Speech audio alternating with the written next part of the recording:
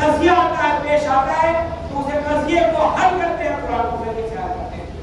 ہمارا گھر ہمارا خاندان ہمارا باپ وہ ہے کہ جب دوسرے خلیفہ کے زمانے میں ایک قضیہ پیش آیا, قضیہ اس طرح سے پیش آیا کہ ایک عورت کے 6 مہینے میں بچہ ہو گیا ہے تو اسے سنسار کرنے کو حکم دے دیا گیا کہ بچہ جو 2 مہینے میں 6 مہینے ہو گیا حضرت بچے جو حرام ہے اور سنسار کرو. راستے میں چلتے ہوئے ہمارے آپ کے باپ امت کے باپ خیر خواہ امت کے امیر کائنات میں گئے, گاڑی میں فریاد پہنچے تو کیا بات ہے, میرا بچہ حلال کیا ہے, میں نے کوئی زنانی کیا ہے, میں نے کوئی غلط کام نہیں کیا ہے. پھر کیا ہوا, مولوی سرکار کو کہہ گئے واپس لے کے چلو, تو انہوں نے یہ سرکار کو دے کہ واپس لے جاؤ, بولے کہہ رہے کہ آج واپس پکائے لے کر کے گئے بھائی کیا بات ہے 6 مہینے ہو گئے آپ فیصلہ کریں, ایسے مطلب قرآن کا ہے. سنیے اس کا مطلب قرآن نہیں پڑھا ہے, قرآن روز پڑھتے ہیں. کبھی قرآن میں کیا مدت ہے ہم 6 مہینے نہیں بتائیے تو کس آیت کو بتائیے. پڑھو قرآن کریم, حملہ و فطالہ ثلاثون شہرا, اس کی مدت ہے ہم مردود ملائے کی مدت قرآن میں 30 مہینے ہے. کہاں یہ تو ہے, پھر کیسے پتہ چلے کہ 6 مہینے یہی ہے. تو دوسری آیت کہتی ہے ہم مہینے کاملین, مائیں پورے 2 سال دودھ پلائے بچوں کو. جب 30 مہینے میں 24 مہینے نکالو کتنے بچیں گے 6 مہینے. اب مدت ہے ہم 6 مہینے ہیں, یہ بچہ حلال کہہ جاؤ واپس کرو.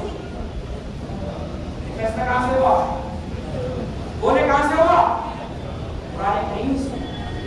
جب قرآن پڑھو گے تو حقیقی فیصلے کرو گے, جب قرآن پڑھو گے تو زندگی کے فیصلے کرو گے, جب قرآن پڑھو گے تو زندگی بنے گی, جب قرآن پڑھو گے عقیدہ بنے گا, جب قرآن پڑھو گے جذبات بنیں گے, جب قرآن پڑھو گے معاشرہ سدھرے گا, جب قرآن پڑھو گے ظلم نہیں کرو گے, جب قرآن پڑھو گے جاہل نہیں رہو گے.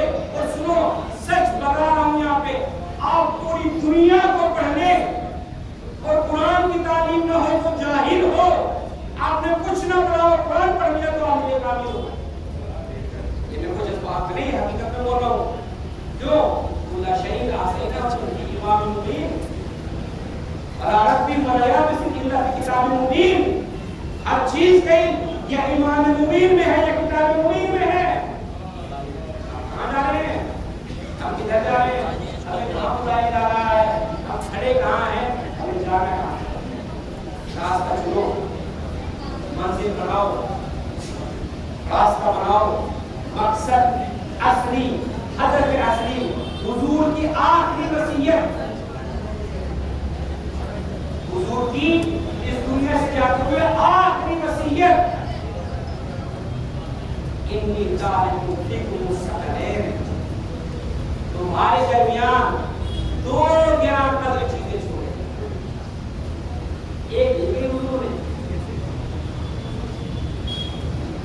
مومنین بزرگان, میرے بزرگوں, آپ میں سے کوئی میرے باپ کو مجھا, کوئی نہیں ہوگا, کوئی میرے بھائی کو ہوگا, کوئی میرا بڑا ہے کوئی میرا چھوٹا ہے, آپ ہی سرپرست ہیں, آپ ہی میرے مددگار ہیں, آپ ہی میرا خاندان ہے, آپ ہی کی درمیانی بات کہوں گا اور کرتے رہوں گا.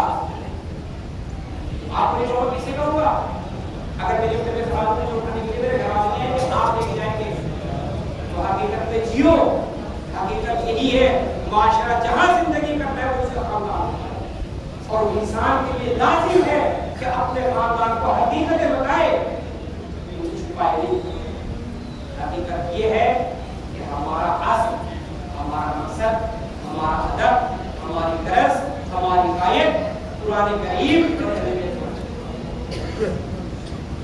جس طرح سے ہمارے یہاں مجلسیں ہیں, جس طرح سے ہمارے یہاں عشرے ہیں, جس طرح سے ہمارے یہاں قومی کے مجلسوں کا پروگرام ہے, قرآن کے پروگرام بھی برقرار ہو. میں تباہ نہیں کرا رہا ہوں, خبردار یہ نہ سوچنا کہ میں ایک پڑھنے میں اہل بیت کو پڑھنے میں مقابلہ ہوں, نہیں, کبھی بھی نہیں. وہ دونوں تو ایک ہیں, وہ دونوں ایک دوسرے سے جدا ہو ہی نہیں سکتے. یہاں تک کہ حوض کوثر پر حضور اکرم صلی اللہ علیہ وسلم کے پاس پہنچائے.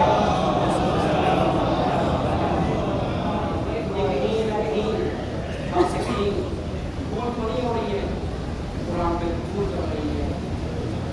اور ہم خالق مسجدوں میں قرآن پہ دھوم چلنا وہ چیزوں سے تیسری چیز نہیں ہے.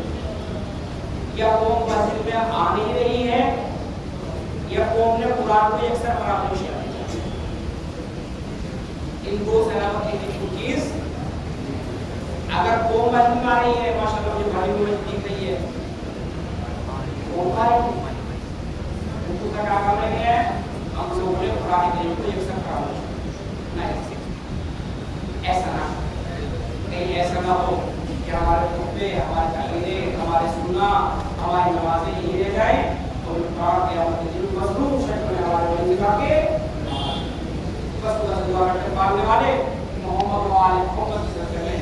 ہمیں قرآن کریم کی محبت عطا فرما, قرآن کریم کی جذبہ عطا فرما, قرآن کریم کو سیکھنے کی سمجھنے کی عمل کرنے کی توفیق عطا فرما. ہمارا امام و خاتم النبیین حضرت محمد مصطفیٰ صلی اللہ علیہ وسلم